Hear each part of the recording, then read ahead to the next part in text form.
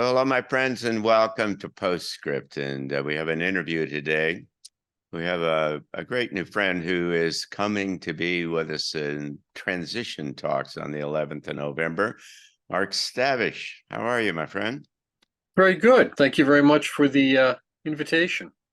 Yeah, we're really looking forward to having you here in Berkeley Springs.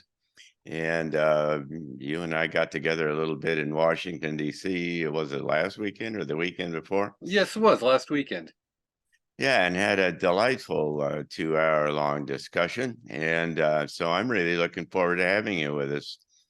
Mark, you're an interesting guy. You've done a lot of fascinating things in the past. You're also a marvelous writer, and you've written this book about egregores. So tell me, first of all, give us a little bit of background on what brings you to this subject, and then we'll talk a little bit about your book. Well, I've always been involved in various esoteric groups, and that's where the term comes from, where we hear about it most often. And how an egregore functions, its influence on the group. This was something that was always partially talked about, but never really completely explained. And some people even had competing views, differing views on it. And probably by the mid 90s, when I was involved with a French-American alchemical organization, the Philosophers of Nature, its founder, Jean Dubuis, had extensive experience with European groups, and many of which I was familiar with. And he would often say, egregores are something that we need to limit their influence on us. And I spent a lot of time thinking about that because we are often taught that they were a beneficial force. And here we have this notion that we need to limit their influence on us. And how do we manage that? How do we take those two different messages and address them? And that's what I attempted to do in the book. Well, then tell me what is an egregore? Let's get to the bottom of this to start with. Well, there's two different views. There is the classical view, and that is the view that there is a psychic conduit, if you will, between various human groups, usually religions, but also political movements or any group for that matter, but mostly religious movements. And with that, because it's in the classical period, it would involve the state, because remember, at that point, most religions and politics are inseparable. Okay. So we have that, and it goes all the way through the various invisible dimensions and is composed of various entities or beings, and will connect to some kind of archetype near the top. Now, this shouldn't be unusual to your listeners because they've all heard of the community of saints, they've all heard of bodhisattvas, they've all heard of the various invisible masters from different schools. So that's essentially the same thing. The other school of thought is more contemporary, and that's more along the lines of a Jungian collective consciousness or unconsciousness. I have a much more pedantic kind of a perspective on this thing because when I was in Washington on the weekend, I went to a Washington Nationals baseball game. And I sat there in the middle of a full house in the stadium and watched all these people get really excited about this baseball game, which, by the way, I didn't have any idea who any of those players were or anything. It was just a nice day to go to a ball game. And but I watched the dynamics of this all in the context of having read your book. And I said, this is team spirit. These people are wedded together and threaded together in a way where they got all this information and all this kind of stuff. And we describe it rather commonly, about everybody likes everybody, or even in religious kinds of terms that they're common, they have a common interest in other kinds of stuff. But there was something, like I say, team spirit. There was a spiritual something that was going on here that was tying this all together. And that's what it seems to me an egregore. That's how I think of it, because whether it's a club or whether it's a family or whatever it is, where you've got these deep kind of emotional attachments to the thing, and maybe kind of means it's the thing where these ideas kind of translate into behavior change. It's maybe it's the same kind of thing. Well, that's a perfect example, and I've talked about that one often. And team spirit, again, that's the notion. Um, and I believe it was Julia Zavala, that wonderfully contentious 20th century occult writer, who said that sports are the new religion. And when Yeah. you think about it, they really are. They've taken on a profoundly uh, religious kind of connotation. And here in Pennsylvania, we have Penn State. And what is the motto? If God isn't a Penn State fan, why is the sky blue and white? So they even taken it to this form, and we laugh about it, right? It's silly and it's funny, but that's the really severity. Yeah. I wouldn't even say extreme, but a severity of dedication Oh yeah. to Yeah. a sport activity connected to a school of higher education. All right. Uh, I want to yeah. talk about why this is all important, but hold up your book for us so that everybody can get an idea about what this egregore thing is and what it looks like. So egregores, the occult entities that watch over human destiny. Now, this might sound like it's a little arcane, but it really isn't. It's a really illuminating and fundamental in terms of describing human behavior. And the reason why it's important to me and to the Arlington Institute is because it seems to me, if in the terms of that you've described it, an egregore essentially is the glue that holds a country together, a national kind of image or a culture or something like that. Then as we look forward to a new world and the emergence of a new world, then essentially what we have to do, I think it sounds like maybe, and we can talk about this, is to essentially build a positive egregore or, a new image, a new idea, a new concept, a new narrative about a new world that again provides the similar kinds of connections and the emotional avenues that hold together, and give us the coherence and the cohesiveness that go into this new world. Well, that's true. That national egregores are extremely important, and you see them very profoundly uh, illustrated in, say, the notion of the French rooster, the British lion, the Russian bear, the American eagle. These types of uh, archetypal images, and then of course, whether it be Uncle Sam or Lady Liberty. But we also see how those archetypes then get manipulated. Yeah, And sure. okay, and with that framework, how that manipulation of one's goodwill is the basis of the abuse of the archetype, the abuse of the manipulation of the egregore. So we always have to be wary of that, because all of these egregores fundamentally are idealistic. They're an archetype, they're an idea, and an idea isn't an ideal. And in that movement of that ideal from the realm of the mind into the realm of terra firma, a lot of distortion can possibly take place. I always remind people, National Socialism and communism are both utopian ideals in their own way. Right.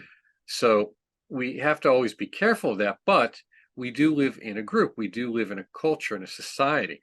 And to simply destroy the collective thread that holds us together, the psychic commonalities, without any concern for what's going to happen, because they're just going to reform on a different level.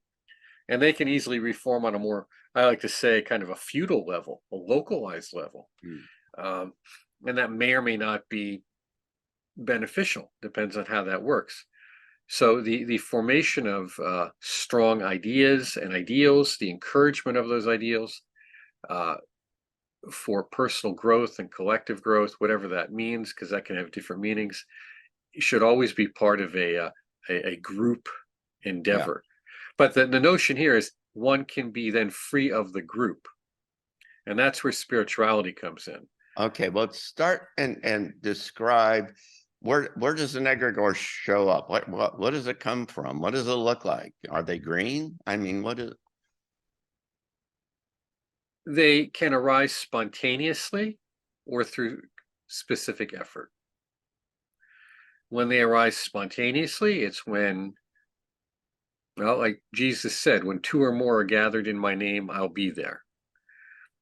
So that is kind of a specific generation. You're gathered there in the name of. But maybe you're just getting together with friends. And your friends are anywhere from 3 to 7 or 10 or 12 people, and you socialize around areas of interest. And you like to go to a particular place when you socialize. It can be a bar, it can be a club, it can be someone's house. And a kind of commonality develops, a familiarity. And you notice that there's kind of limitations then get set on you by this. And they can be good limitations. No, not necessarily negative. But that would be an informal way an egregore starts. And then it becomes a habit and a custom. And then over, if it lasts a couple generations, Yeah, you but you, see you say family they're ways. alive. You say they're alive, right? This thing, They are alive because humans are alive too. they only exist if humans are there. I thought that they existed after the organization breaks up.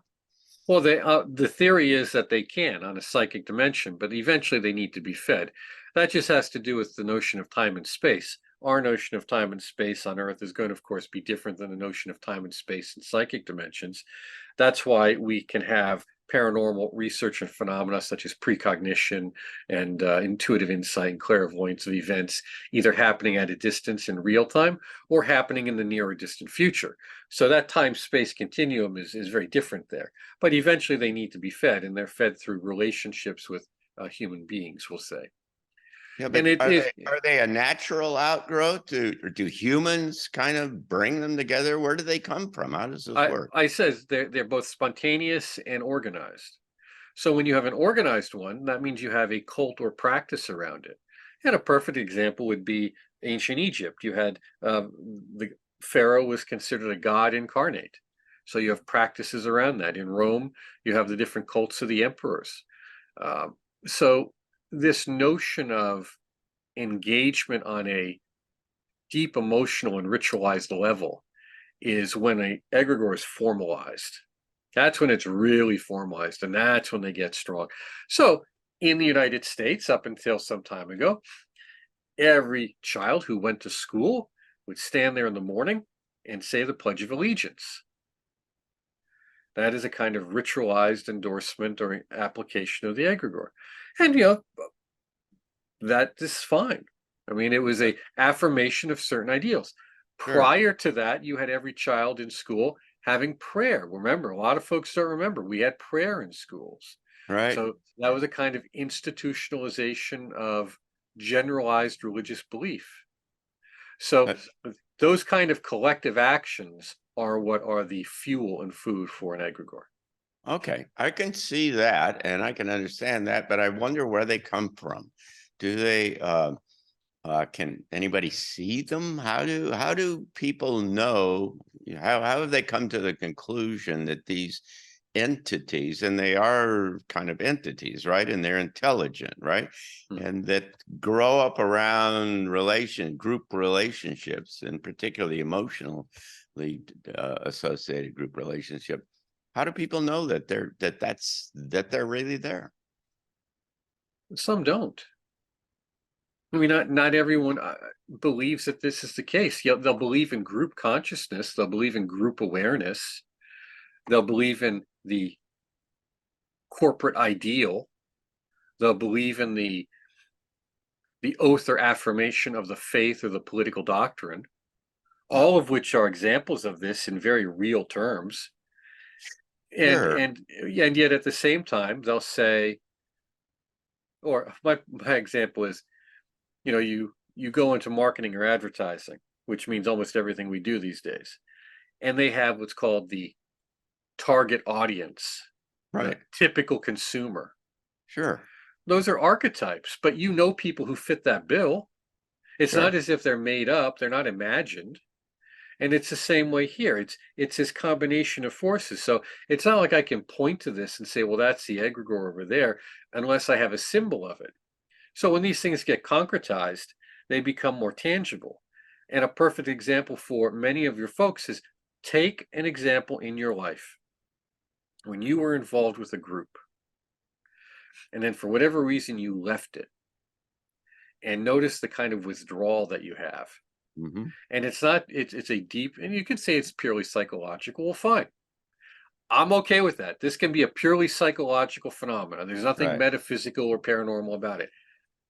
It still doesn't change the fact that there's a real control mechanism at work that is affecting your identity and who you think you are. And that's the key of it. It's all about, who do I think I am? And how Right. does that then affect how I relate to others? Well, I agree, and I find that very helpful. But again, can you have, are there people that see these things? How have they determined, how have they hung a title of egregor on this dynamic? What is it that, other than, I call it Well, team spirit, and lots of people, call it similar kinds of things. But what you're suggesting very compellingly in your book, by the way, is that this is a other dimensional reality that ties people together, that becomes strong and influential and is intelligent. How do you know? Can you don't. can some people Uh, see them? Can you, well, some you, people? this goes into the psychic dimension. Yeah, You've met many people who were employed as remote viewers.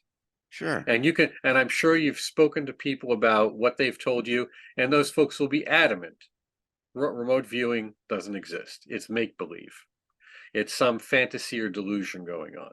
Yet, Mm, you know people who do it, they're successful at it. There's a lot of right, people who pay them well, and there's been policies and actions undertaken that where human lives have been at stake. right. Yet, there's going to be someone who always denies it. I It's the agree. same way with any religious notion, too, or even politics. You've been deeply involved in politics, and you can say to folks, listen, that's not how it really works. This is what really goes on. And they'll stand there and tell you, no, you're wrong. So we're moving into that area where there's a certain, as I say, it's about a belief structure. What is Yeah, your but belief structure? where did it But come from, Art? I as I've mean, said to you, if I tell you how politics works, it's because I see politics and I experience politics. but And the same thing with other things. Is this just a theory, or is there some way that what Rudolf Steiner or somebody mediums can see these things, or how have they gotten to the point where they define them, give them a name? as I've said, some people can see the psychic reality. You've experienced people with that. They're called remote viewers. Other people can't experience that psychic reality as directly. They may experience it more amorphously, maybe in vague dreams or feelings. Some people don't seem to be affected by it at all. Therein lies the problem. I state this as a theory because I cannot make you believe it, nor do I want to. I'm just telling folks in the book, even if you don't want to believe in the metaphysical dimensions, fine, I don't care. Forget about it. Right. At least take a close look at your relationships and your group relationships from the psychological perspective. Sure. Because either way, you have to do that. Because it's very easy to get caught up in trying to notice the metaphysical dimensions, but still then, well, what do I do with it? And I think it was Nietzsche who said something like, be careful about staring into the abyss too long because the abyss stares back. And this is what we find out with a lot of folks involved in paranormal research who aren't prepared for it. They want to see these invisible realities, but they're simply not prepared. They haven't prepared their minds, they haven't prepared their philosophical views, they haven't done any kind of thing that is going to allow them to actually engage with those experiences. They don't even know what they're getting into. Right. And it affects them negatively, and it affects them quite terribly. This is one of the unspoken realities, of paranormal research. They don't want to talk about when things go bad. So, yes, there are people who can see these things. Steiner was one of them.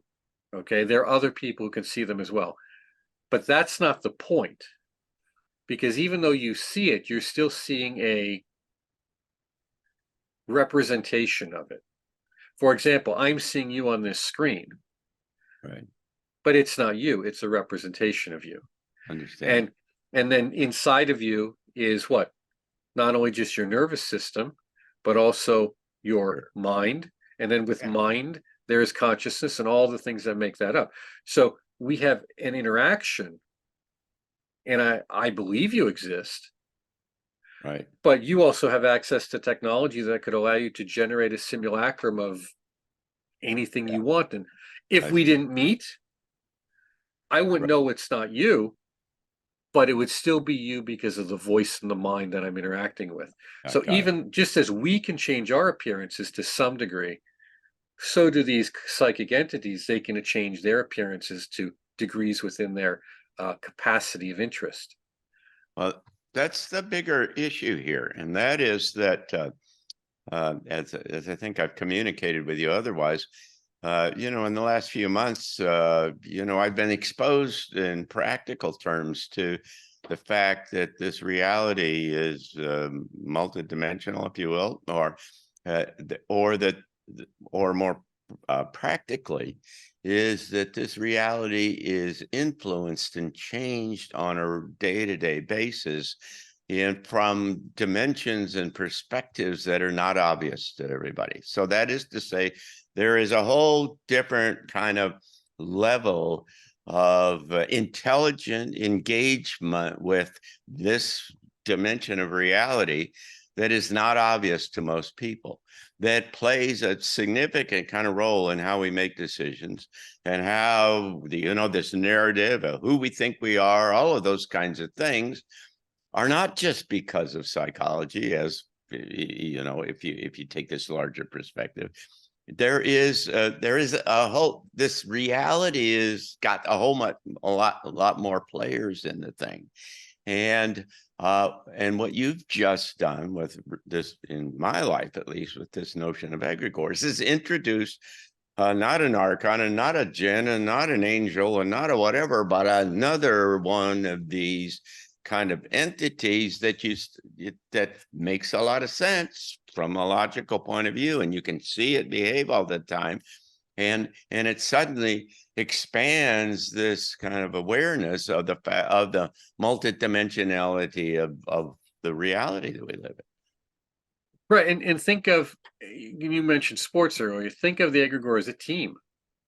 And when we go to any sporting event, we see the players. Now, for the most part, we see the top tier players on that team. We don't always see the second and third tier players on that team. They're on the bench. Yeah. But or on the farm club. Yeah. That's right. But they're still part of the team. Yeah. We often don't see the coaches. We don't see the medical staff. We don't see the trainers, the people who take care of the facility, and we don't see the managers and the owners. Right. That's all part of the team, but we don't see it. And it's the same way in daily life. People walk in and they flip a switch and they expect the lights to go on. They don't see, except maybe once in a while, the wiring that's in their walls that goes to the pole outside. And they may pass transformers, they may pass a power generating station, but then even with the power generating station, they don't see or understand where does the coal or natural gas come from that fuels that, or maybe some solar. Right. So when we're looking at an egregore, what we're doing is we're taking that bigger picture of saying, what is that team, so to speak, that we are engaging with here? Now, we're not always engaging with teams. Yeah. We can get, individuals, but in so much of our life is really, whether we like to admit to it or not, or even recognize it, we're moving within groups. Right. Well, So, and humans are social, animals, and so we need that kind of stuff. Unless you want to go sit up in the top of a mountain by yourself and do that kind of stuff, you really need to have engagement and support and response and love and emotions and other kinds of things. And so the notion that that this is an intelligent kind of interplay. This is not just a passive thing.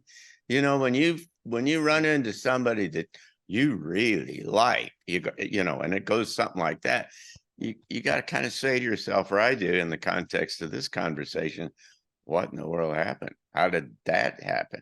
What kind of connected? How does that work? And, you know, there's all these theories about when you put your attention on something, it connects and there's a thread that goes, but this is more than that. This is kind of a group kind of thing that holds everybody together.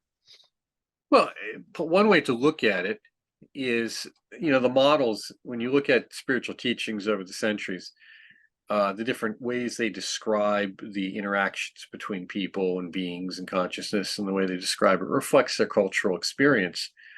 And also some of it reflects just the fundamental nature of reality of nature itself. Nature is hierarchical.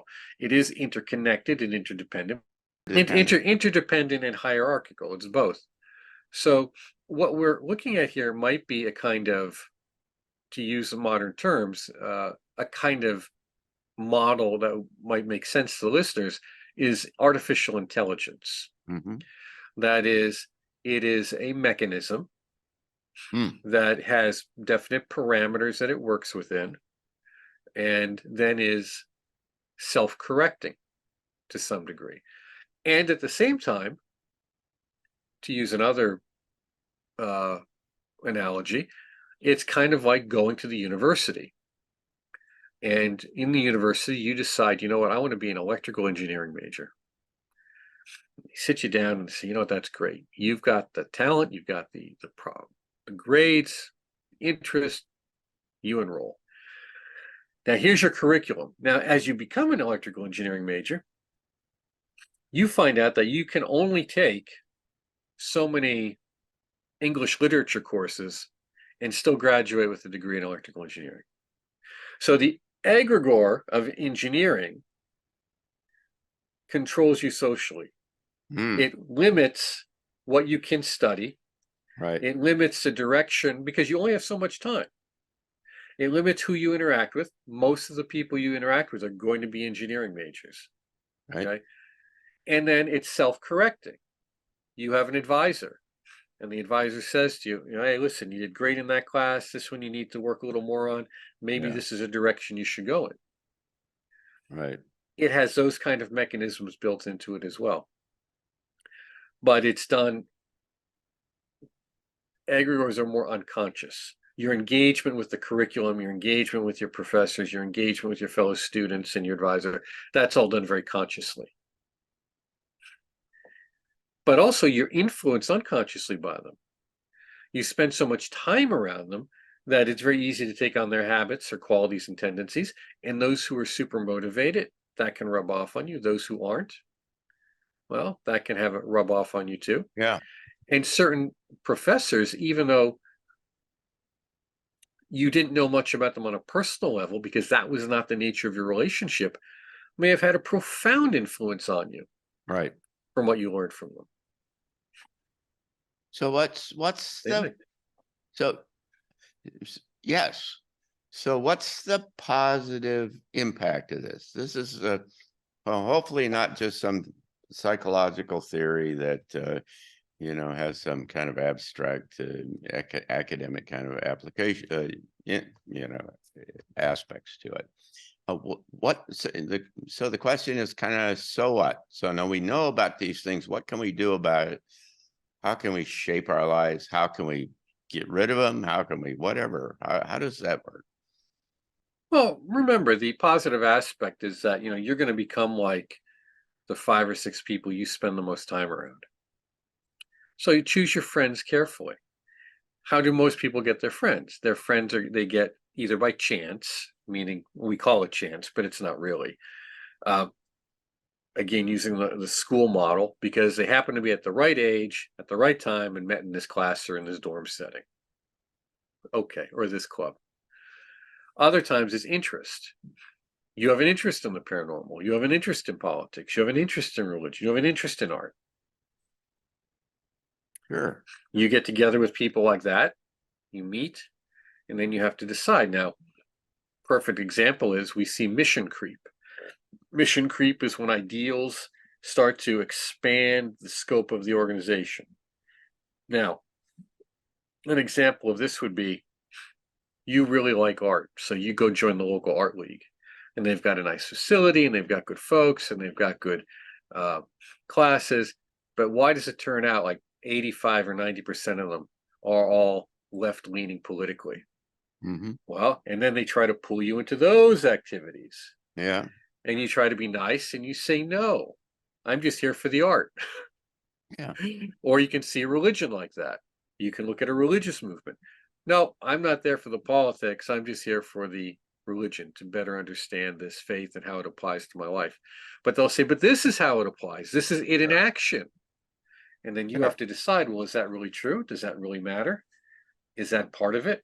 I agree. So, but not so we see how mission creep can take place within any group we're involved with, families, sporting events, PTA, religion, philosophy, and we have to ask ourselves, is this what I signed on for? But how do you build a new world around this kind of idea? How do you use this? How do you hack it for in a new direction to become a new human in a new world and the kind of things that we're interested in?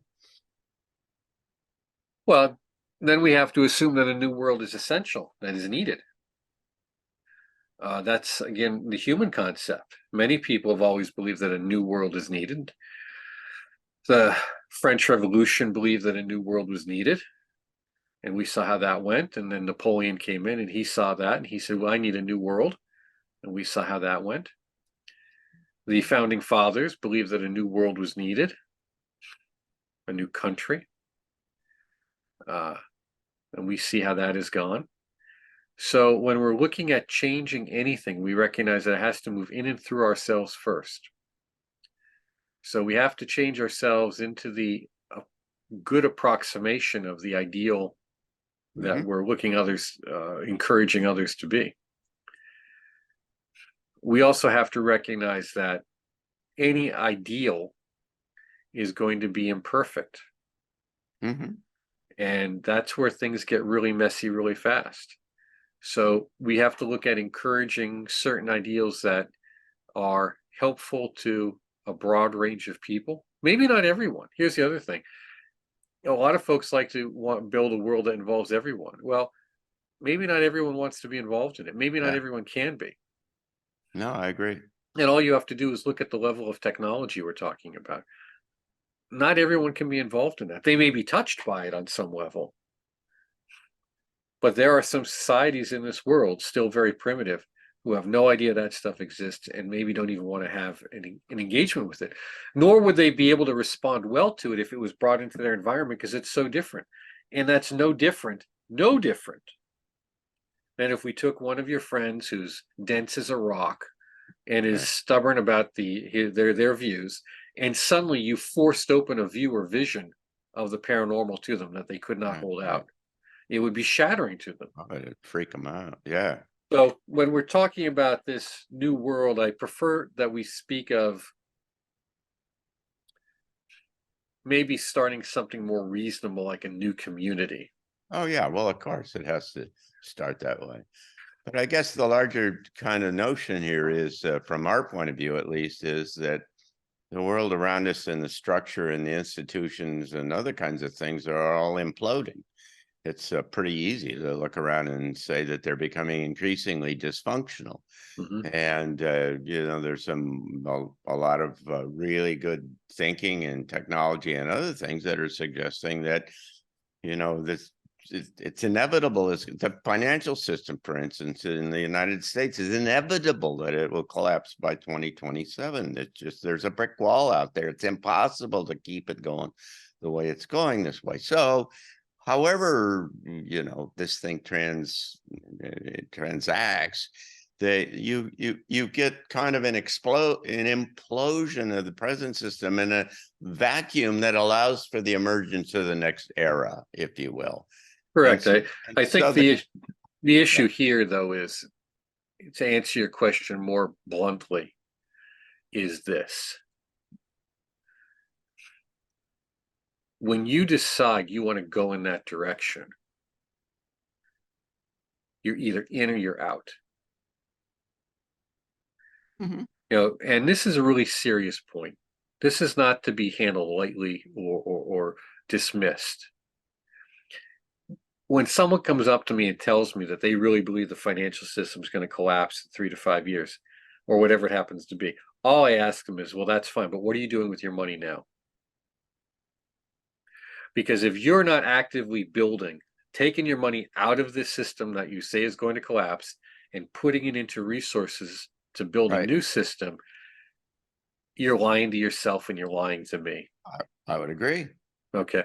I would So agree. when you look at the founding fathers, you have to have that same dedication as they did. And that means you need to sign your death warrant. Well, I don't know what that means exactly because you It told means me it means that it means over exactly lunch. what it means exactly what it means. Death to That what? they were those men decided that this vision was so important that they would sign that Declaration of Independence, which was their death warrant. They were committing treason against the king. They were pledging their lives and their fortunes and everything. And about 14 of them, I believe, were under the age of 30. Now, of Mhm. course, the average lifespan was about 42 to 45. But the point is, they were all in.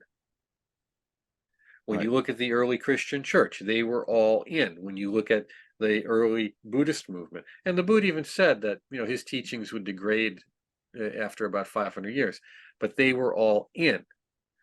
This is my point. It's all in. If you really believe this, Mhm. you commit completely to it, Sure.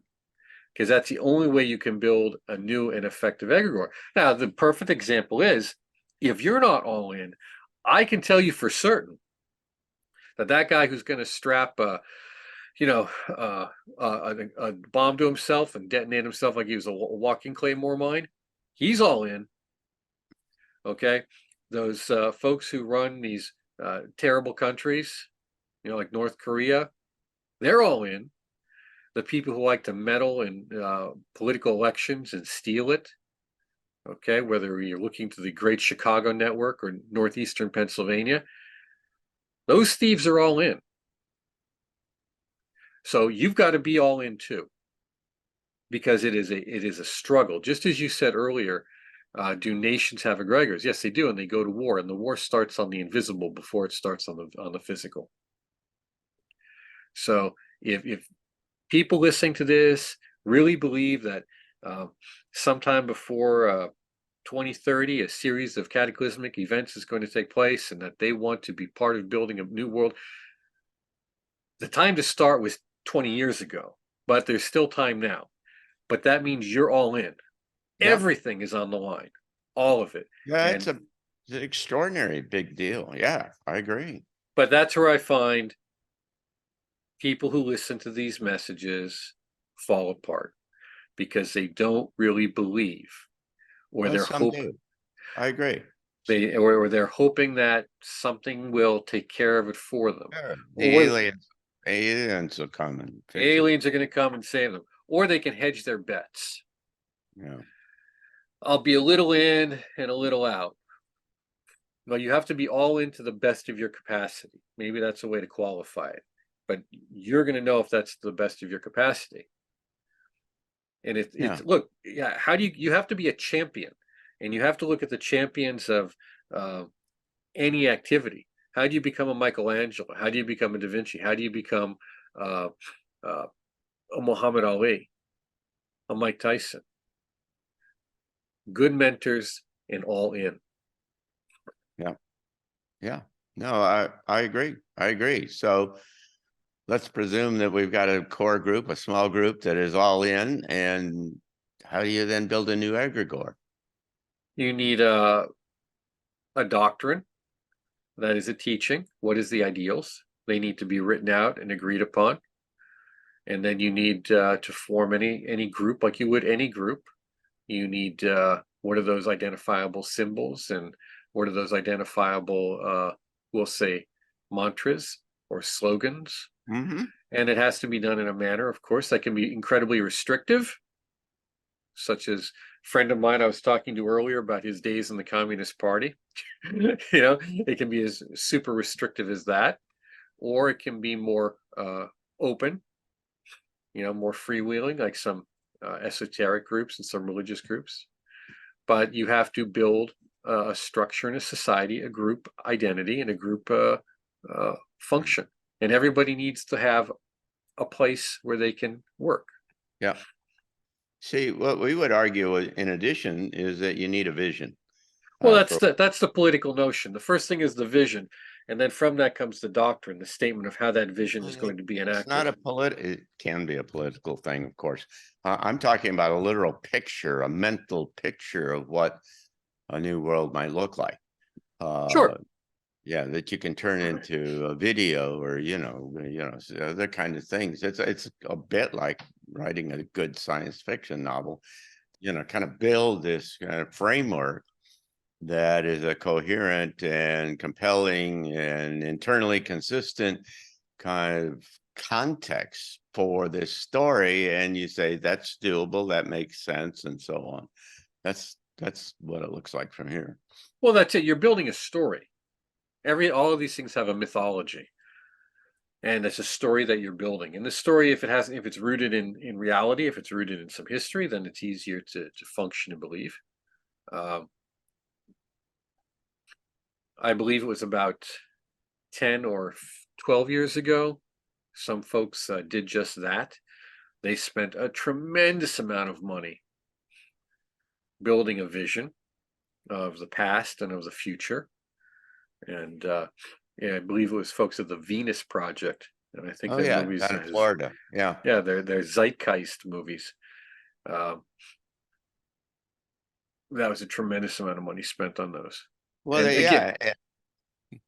I mean, the problem is that you can get it's the practical problem is the idea has got to get funded and implemented. And there are a whole lot of folks, or a number of folks, that have big ideas and big pictures and other kinds of stuff, and then they can't keep it going. I mean, I can think of somebody in Oregon right now that's similarly got all these great pictures about what they're going to do and revolutionize energy and everything, but the last time they did anything was in 2014 because kind of ran out of money, I guess. Well, and this is typical, and this is why I say that the zealots always win. So when you look at any activity that you're trying to engage in, there has to be an enthusiasm for it, and the enthusiasm has to be equal to the scope of the project. So if you want to build a new ball field, that's great. If you want to clean up your roads, that's great. When you're talking about building a whole new social structure, that means you have to have an enthusiasm for that and resources. That's why I say build the community first. If you can build an efficient community as a model, then people are more likely to believe. Absolutely. You should prototype it, right? Yeah. Sure. In any case, sure. That makes a whole lot of sense. So what do you see in the future? What do you see happening in the, from your point of view? And you've been involved in esoteric things, like you said, in passing at the beginning, all of your life, but it's really deep kind of exploration in these kinds of spaces. I mean, what does that kind of convince you of what might be coming in the next 3 or 4 years? I think that's terribly difficult to answer on some levels, because things are always changing. And yet at the same time, they carry a certain predictable momentum. You throw the ball, you pretty much know where the ball is going to land. You shoot an arrow, you pretty much know where it's going to hit, where it's going to land. And it's the same way with human activity. Human activity has a certain degree of predictability to it, because we're not only social creatures, which is one aspect, we're creatures of habit. And the habits that we build are the ones that, will shape us into the future, into eternity, or if we get to see eternity, that is. So when I look to the future, I'm looking at what is the major things happening right now. And then how's that moving forward? I think we have to be very careful about the level of technological consumption we have, because the technology is now consuming us. Yeah.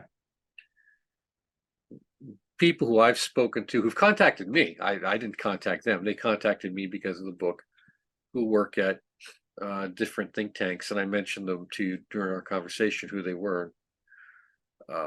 They're concerned about technology. They're concerned about artificial intelligence. So how does that society, that great technological society, get funded and sustained with the billions of people that we have on the planet? And I think that's a tricky question, because not everyone is going to live at our lifestyle, whatever that happened to have been at one time. 10 years ago, I think it was when the middle class standard of living was much higher in the United States, that it would take 4 or 5 planet Earths for everyone to have the amount of wealth at their fingertips that we have now. So you see people putting into the collective psyche, into the idea, through ideas,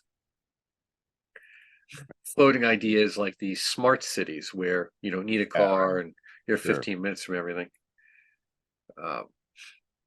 I saw someone sent me a clip from somewhere saying that, by 2030, they would see no private cars in California or something to that. I think that's a bit optimistic.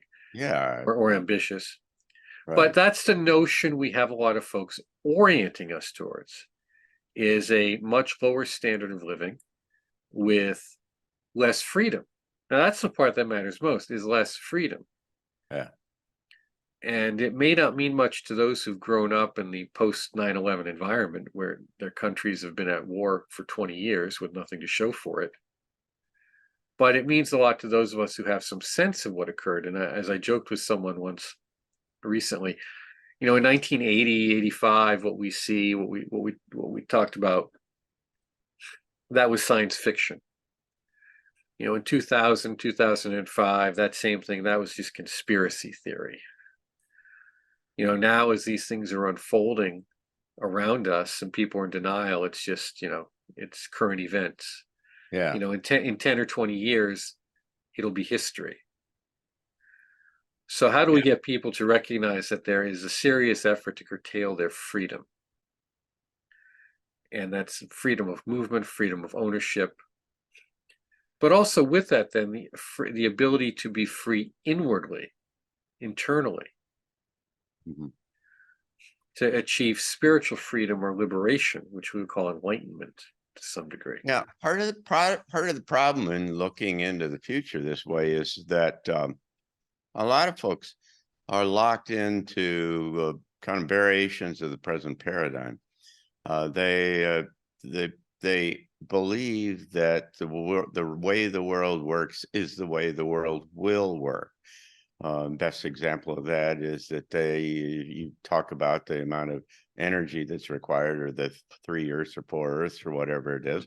Well, that presumes extractive kind of energy and other kinds of mechanisms that we now use.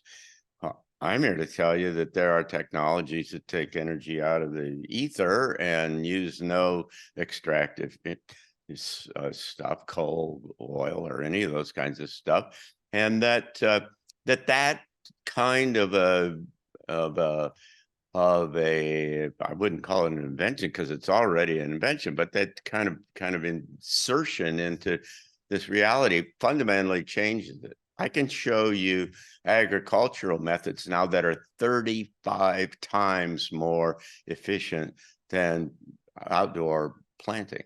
That has huge implications in terms of the amount of energy, the amount of water, or other kind of things as well, to say nothing about the production side of the stuff. So what you've got to do as you go into this space is not presume that we kind of got to get rid of the kind of things that we've got, but you've got to begin to have some kind of a sense of the the implications of the technology, the emerging technology that we can utilize. We have to we have to see that though, and therein Yeah, lies the I know, problem. I agree. I remember one fellow who was telling me about a guy he met back in the late 60s, early 70s, who made a device that he said could turn sand into oil. And there's a probability that it was real. Excuse me. But the thing is, it never saw the light of day. So when we talk of the future, I'm talking about what we see now. And when we talk about emerging technologies, the problem is it's still emerging. So when we form a community, That when you have, depends on where you look, Mark. I mean, there's stuff underneath the table that are going on that's crazy and wild that most people don't understand about. I understand that, but that's all theoretical. And it's, I mean, theoretical for the majority of people. So when you're looking Yeah. at a society and you're trying to get people on board, when you're trying to get them to fund something, to get fully engaged with their time, their talent, and their treasure, it can't be promises, because otherwise it's just, some kind of .com bubble. You have to be able to show them that this technology exists and not on paper, and that it's functional. And then when that occurs, it's going to be much easier to shift people's awareness and Sure. shift their paradigms. But until that gets out of somebody's basement, out of a garage, out of some special holding facility, and accessible to someone like myself or the people I know, it doesn't exist. Yeah. And it's that's the big issue here. So when you ask me what the future holds, I'm telling you based on past and current events. Can these wonderful and beautiful alternative possibilities arise? Most definitely. But behold the ultimate truth. If they're being suppressed now or Well, held some in things check, are and some things aren't. Like I say, the agriculture thing is proliferating all over the place, and big money is going into the thing. At the right? same time, Right. huge amounts of investment capital are going into alternative foods, all these bugs and other kinds of stuff. So I mean, there's amazing things that a lot of people are not aware of. And then how do you bring that to their attention? And that's the key. And that's where the presentation is important. That's where in this information warfare dynamic that we exist in, Yeah, where there is a constant battle for the attention of other people. We want their attention. We want their mental time, space. right. They need to be hooked into that. And of course, you're always going to get a small group. You're not going to get, and small is relative. I mean, remember the general rule of thumb with the American Revolution is that really only about a third of the population supported it. And about a third didn't care, and the other third were tossed into The it. numbers that I know are that only about 3 to 6% were actively involved. Right, and then that's supportive and active are two different levels of Yeah. engagement. Right. So that's why I said earlier, you have to be engaged to the fullness of your capacity. And what does that mean? So the leadership, then, that top 3% is pretty much, or 1% is still going to be making the decisions in the vision, and their remaining 2 to 5% are going to be Right. making that happen. And then that is going to trickle down quite literally Right. to the rest of the group. And while you're doing that, you've got a lot of people just don't care for whatever reason. Of course. And then you've got another group that say, no, we don't want that.